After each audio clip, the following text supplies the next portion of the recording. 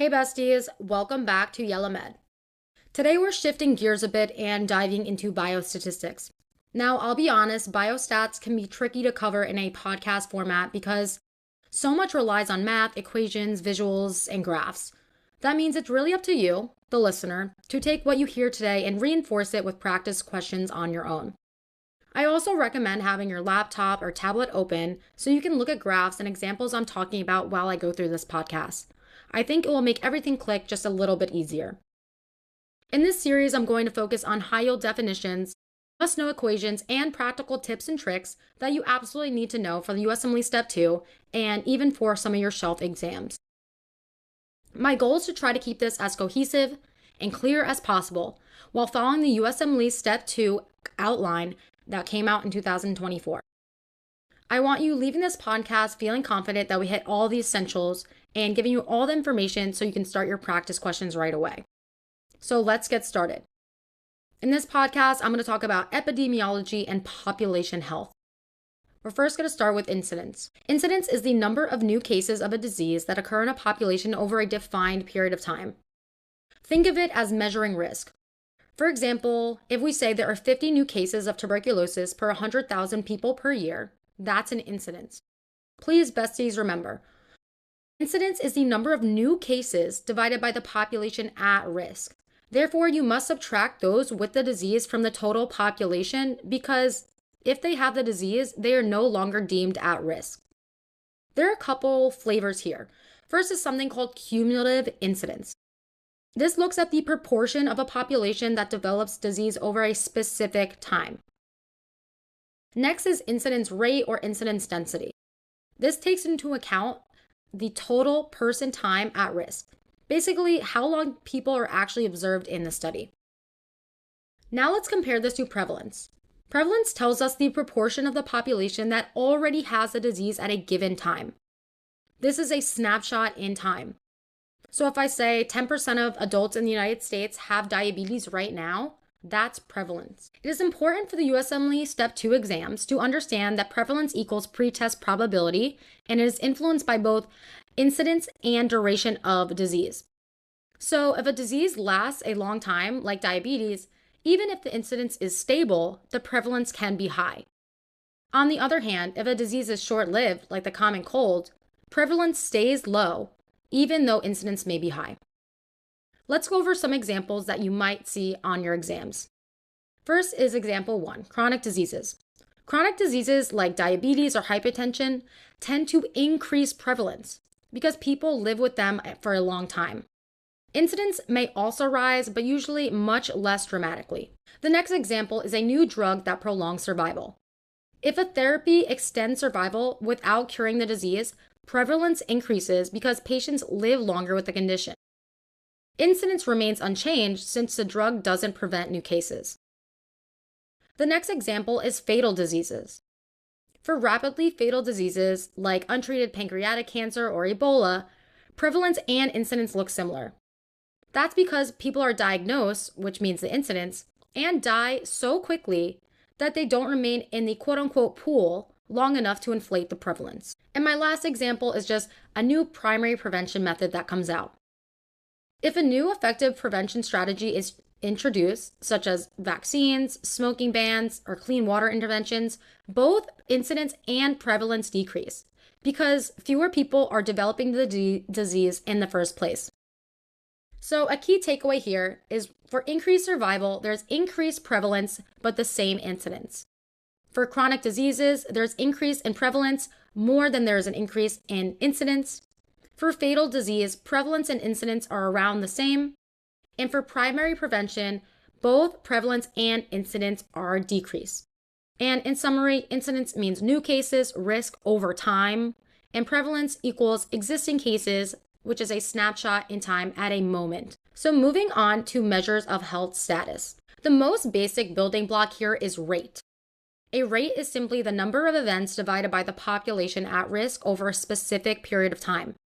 For example, deaths per 100,000 people per year.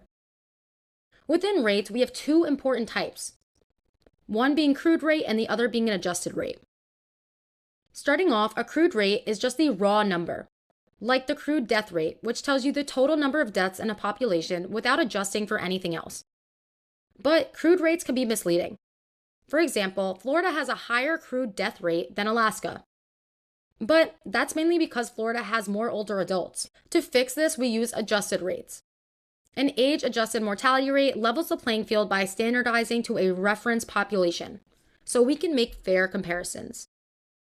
Now let's talk about reproductive and mortality rates. The maternal mortality rate measures deaths of mothers due to pregnancy or childbirth per 100,000 live births.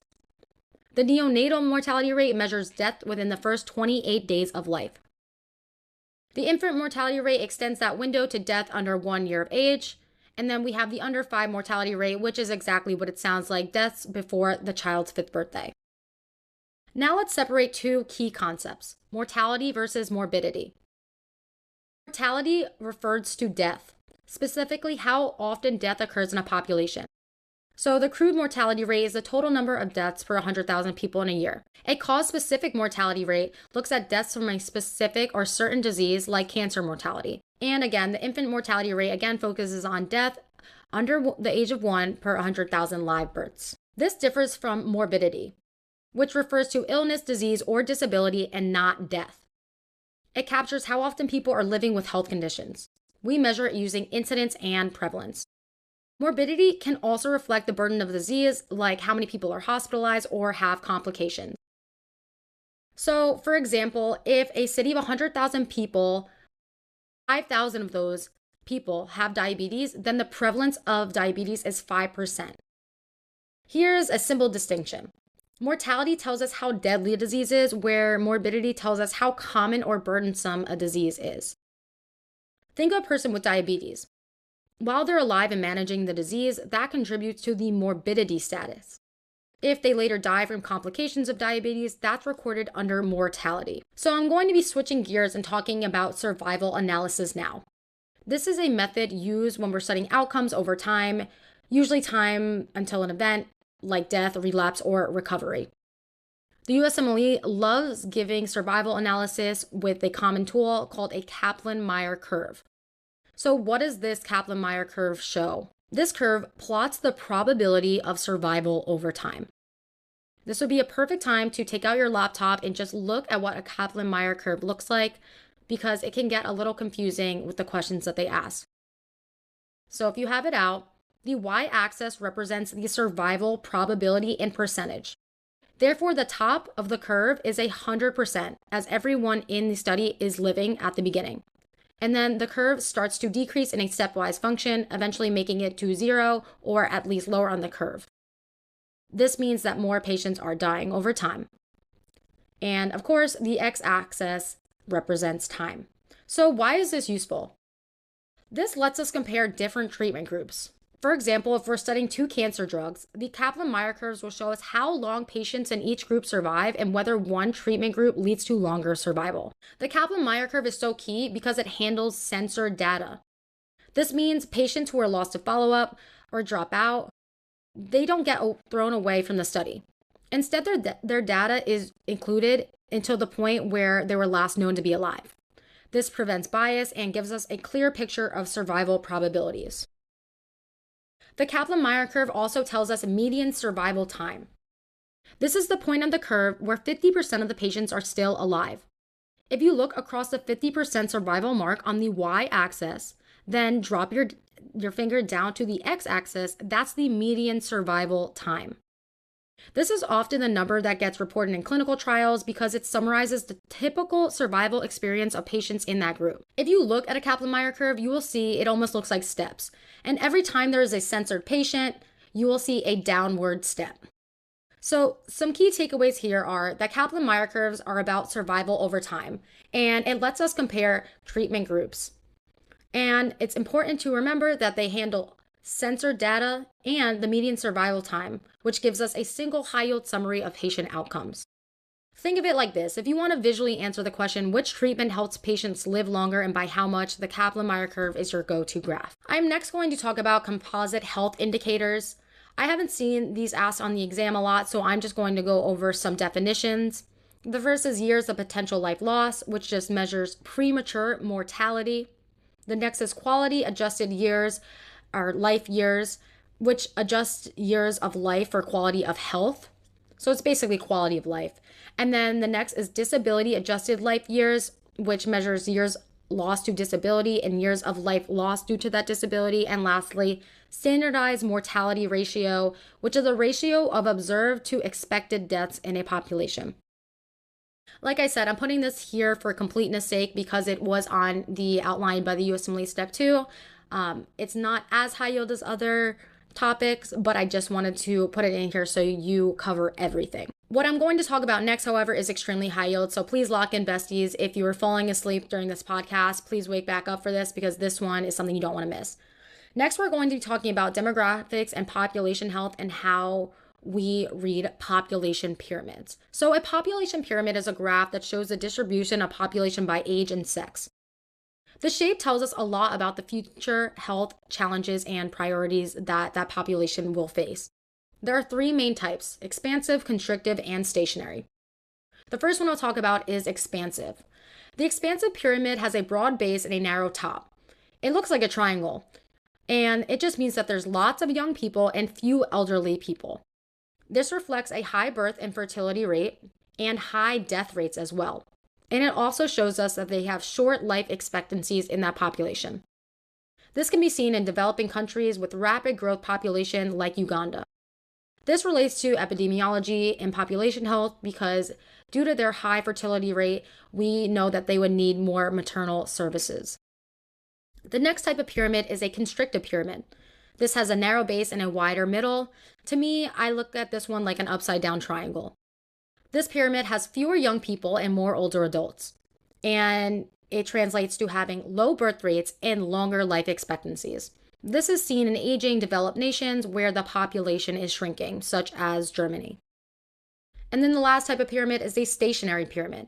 This looks like a square with a little tiny triangle on the top to me. Roughly even in width across most age groups until the older ages, and that's where the little triangle comes in.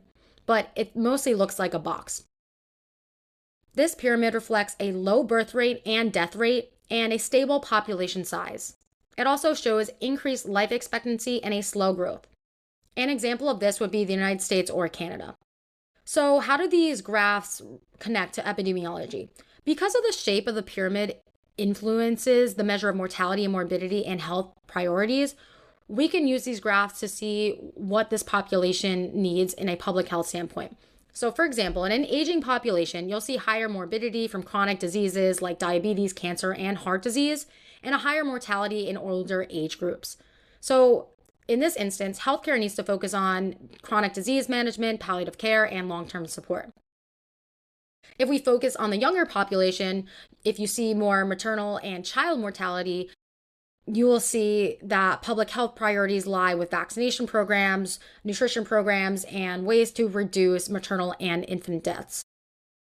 So population pyramids also influence life expectancy and survival analysis. For example, a constrictive pyramid reflects longer survival overall, while expansive ones often show shorter life expectancy due to child mortality. So with these pyramids, I just implore you to maybe look up what they look like and be able to recognize them. They don't usually ask what kind of pyramid is this. You don't have to know the exact names, but you will have to know that based on the population at hand, what their public health needs may be.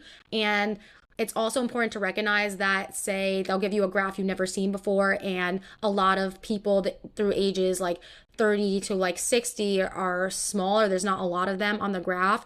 Then you just have to know that that means a lot of people migrated out of the country at that time. So they just want you to be able to read the graphs and see what it means to have a large young population, a large old population, and how that affects the needs of their population going forward. So let's shift gears to disease surveillance and outbreak investigation. This is a cornerstone of public health and epidemiology. First is disease reporting. I go over this in my ethics podcast. Of course, we need to report TB, HIV, measles, and most importantly, or most recently, is COVID-19. The mandatory reporting allows public health officials to track trends and respond quickly. And this goes into my next topic of cluster recognition. Sometimes the first clue to a public health problem is cluster recognition. This is when we notice an unusual increase in cases of a disease in a certain place over time. For example, a sudden spike in GI illness in one town might point to a contaminated food source. So once a cluster is identified, the public health response begins. This could mean issuing advisories, launching health promotion campaigns, or taking direct action, like recalling the contaminated food, closing a facility, or starting vaccination drives.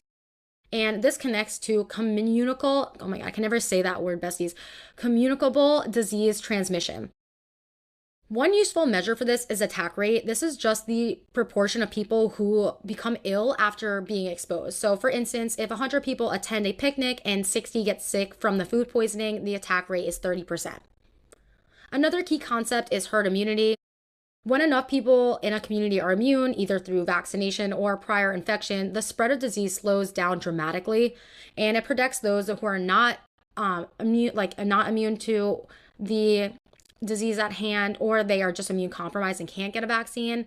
And this is why widespread vaccination is so critical.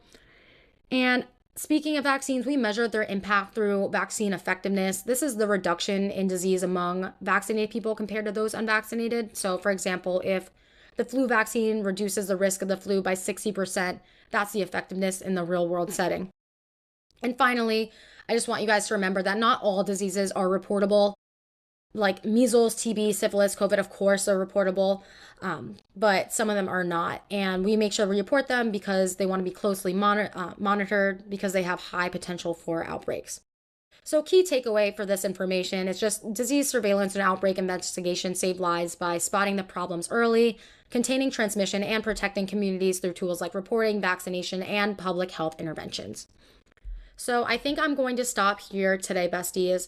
Just please, please, please, I really beg of you, remember incidence, remember prevalence, remember how they differ, mortality versus morbidity. Please look into your population pyramids and also the Kaplan-Meier curve. I have never seen a Kaplan-Meier curve until I started studying for my Step 2 exam, and I feel like I saw it in a lot of practice exams that I took. So get used to those. They're easy points if you go over it. So that's it for today, besties. I hope you are having a fantastic day. I hope you're killing your studying routine. And yeah, have a fantastical day. XOXO Yella.